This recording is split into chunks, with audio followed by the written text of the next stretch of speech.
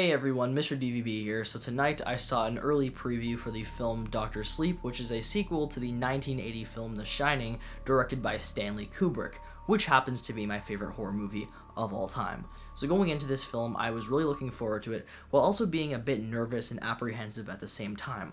On the positive side of things, this is a sequel to The Shining, which, as I said, is my favorite horror movie of all time, and I was really interested in seeing how they would continue this storyline. On top of that, you have Mike Flanagan directing it, who is a pretty noteworthy director in the past few years when it comes to horror movies and horror TV shows such as The Haunting of Hill House, and you also have Ewan McGregor, aka Obi-Wan Kenobi, as the title character. So certainly a lot of positive things for me to look forward to, but at the same time I was nervous because of the fact that this is, well, a sequel to the 1980 horror film The Shining, which, like I said, happens to be my favorite horror movie.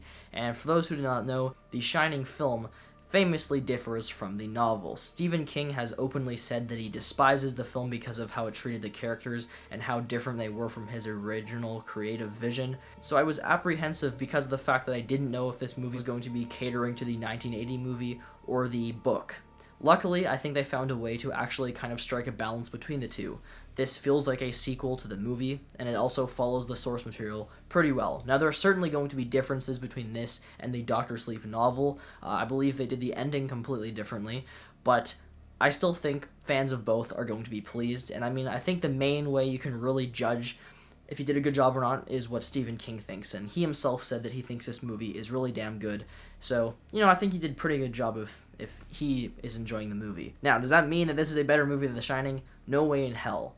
I may not be Stephen King, I may not have written the book, but I can tell you right now that The Shining film is a much better movie than this film. But this is still a good movie on its own.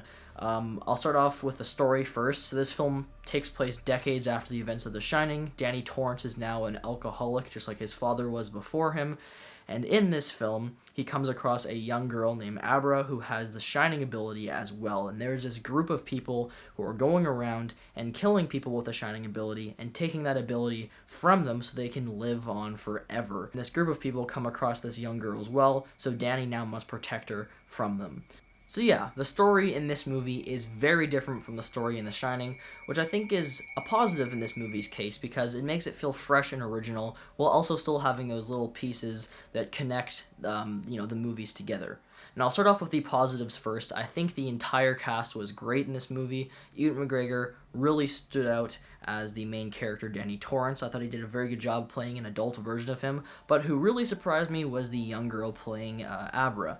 She stood up very well on her own, and I especially loved it when her and Ewan McGregor had scenes together. I thought they worked with each other very, very well. I think my favorite moments between the two of them was whenever they were communicating through the Shining ability. Those parts were really cool. They did a really good job in this movie of kind of showing how people are communicating with each other when they are using that ability. So that was a pretty cool aspect of this movie that, wasn't really touched on anywhere near as much in The Shining. Now, this movie is 2.5 hours long, which is obviously a very long running time, and for some people that might be kind of a red flag, but I actually think it worked in this film. It's certainly slower, and it does take a while for things to really get into full gear, but I'm fine with that because at the same time, while the first 45 to an hour of this film might feel slower, it is taking its time building up the characters, what their current situations are, and I think that's a good thing because this movie could have easily cut that down to 30 minutes and it would have felt very rushed. So I think the fact that it is slower and takes its time does work. Some people might call that boring. I didn't think it was at any point.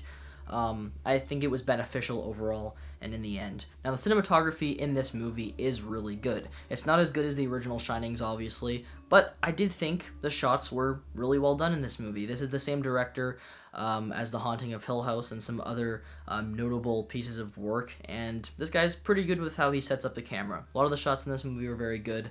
There's not, a bunch of long take shots like there were in The Shining, which I kind of wish they used a bit more of that here. It isn't necessarily just a harkening back kind of thing, but it also just looks nice when you have these really big environments and you're tracking these characters along. But yeah, I do think the movie looked good. I just wasn't a huge fan of the color grading. It had kind of a green look, which I'm not a big fan of. I prefer films to look a bit more natural.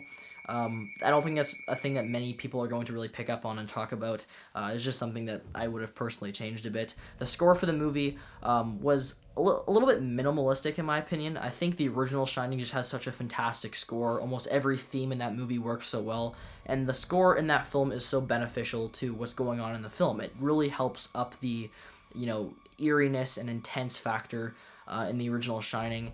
And in this movie, it was kind of lacking the score. Now, obviously, they could have used the original score more. I don't think it was used that much in this movie, especially when the entire final act of this film is basically just filled with Easter eggs and callbacks to the original film. They didn't really use the theme that much, which kind of surprised me. When they did, it was great, and I liked it. But, even for having its own score, I didn't think this movie was that great in that aspect, so I think they certainly could have used a bit more music to help along with the movie more. Now, this definitely isn't as much of a horror film as The Shining is. Like I said, you have like this physical group of people going after them, so you don't have the whole idea of the hotel being creepy and eerie and this weird imagery and the music and that kind of stuff. So this definitely isn't as creepy as The Shining, but I didn't go into it really expecting it to be a full-on horror movie, honestly, because I knew that it was very different from The Shining. Like I said, there's only really a few things that make it actually feel like a sequel, but the movie did do a really good job at feeling intense at times. There were moments, especially in one particular scene, which you guys will know as soon as you watch the movie, that kind of had me on the edge of my seat. I was like, holy crap, they're really going for this. I mean, there's something about Hollywood nowadays where ever since It happened, they're just like, you know what, let's just kill kids. Who cares? And I'm fine with it. It makes, it makes you disturbed. Oh well, I mean, it works. It makes me more attached to the movie and what's going on, so I thought they did a good job with that. As far as problems go, I did touch a little bit on the fact that the music wasn't used that well, and this film overall wasn't really that creepy or anything like that, but I think my biggest problem would probably be the final act and just the pacing in general. Now, like I said, I do like the film of this I do like the fact that this movie was slower and took its time to really set up things. But I think that the movie wasn't really edited the best. There was a lot of scenes that were really short. I'm talking like 30 seconds, and it would just fade from that scene to the next scene. Then that next scene would happen. Maybe it's a 2-minute scene. That would fade to another scene. There was just a lot of fading, and because of that, I just felt like the pacing honestly wasn't the best. And the entire final act of this film, which was probably the part I was the most looking forward to, ended up being the weakest. It was basically just filled with a bunch of callbacks to The Shining, but it felt like they didn't really fully want to do that. They couldn't choose if they wanted to make it a callback, Easter egg kind of ending, or if they wanted it to be, just its own thing. So it was kind of like having a tug-of-war between the two, and because of that, to me, it felt a little bit weak, and I just don't think the final act really lived up to the first two. But overall, still a good movie. I enjoyed it for the most part. And yeah, overall, I would recommend seeing Doctor Sleep. If you guys loved the original Shining, you'll probably enjoy this. One more thing that I wasn't a huge fan of was this movie does reshoot some scenes and, have moments with characters from the original film that are being played by different actors. And that was a little bit hard for me to get past. I can understand they're obviously not going to CGI it because this film has a lower budget and that would probably look terrible.